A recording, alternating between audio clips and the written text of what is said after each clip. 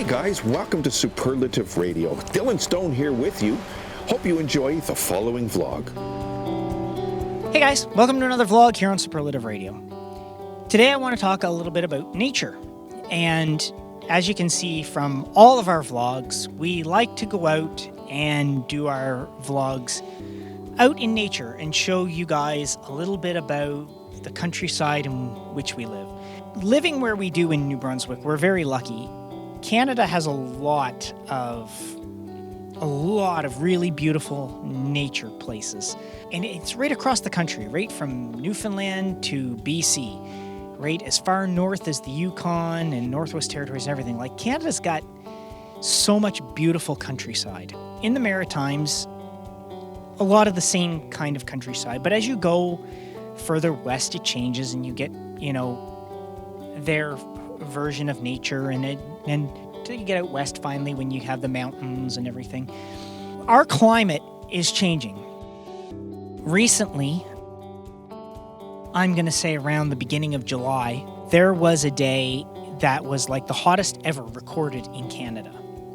And they were talking about climate change, obviously, and stuff, and how it's going to affect Canada's climate in the years to come, because we're not meeting our worldwide, we're not meeting our emissions goals on cutting down what we're throwing into the atmosphere. What really happened is, there was like 125 people or something in BC that died from the heat because of how hot it was.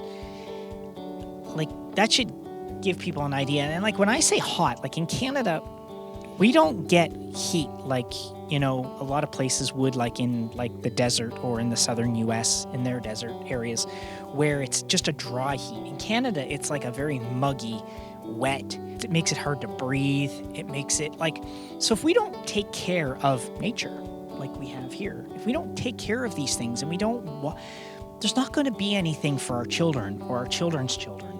We need to preserve nature in some fashion, and we need to curtail a lot of what we're doing. It's really too bad to see the world doing these things when we could be doing so much more. There's a lot of videos out there, movies and documentaries and stuff on aliens. Of course, there's the conspiracy theories around them. One of them is that the power source that's used by these aliens that have come here or whatever is the kind of power source that if we were to implement it in our everyday lives, we would have no need for fossil fuels.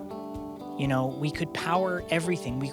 I was watching one just the other night, and they were talking about how we've lost a whole century of advancements because of technology that's being kept back from people because of money.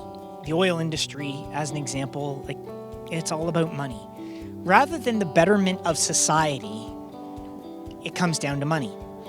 And if we really took all those things and we went, well, let's actually have, better forms of energy so that we can, not use fossil fuels and pump stuff into our atmosphere to make we only know of one place in the entire universe where we can live, and it's here.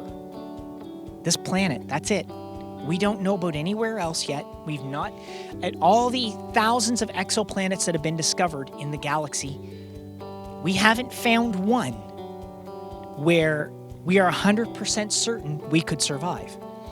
And the funny thing is one of the things that things like science fiction movies get so wrong, and you have to understand this, if we were to go to another planet and say it was exactly like Earth, it was the same right atmosphere, the right temperature, there was water, we still would have to live in protective suits and protective biodomes, because we would have no protection against whatever viruses would live on that planet.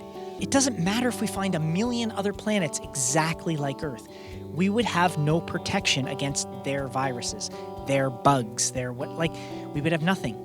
What if there were things like snakes or spiders on these planets that if they bit you, they inject you with poison or venom? Well, we've developed antibodies here because we exist here. But you go to another planet, we have no protection against any of that stuff.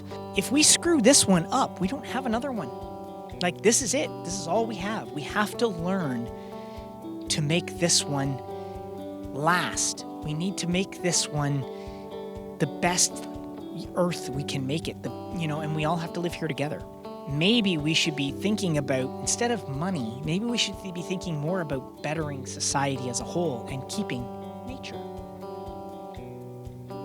I don't know. Maybe that's just me. Maybe I'm crazy, I guess. I don't know. But nature, I said to the guys before we came out to shoot these, I said, isn't it amazing how you can come out of the city and all you hear is the gentle rustling of the water, the chirping of birds.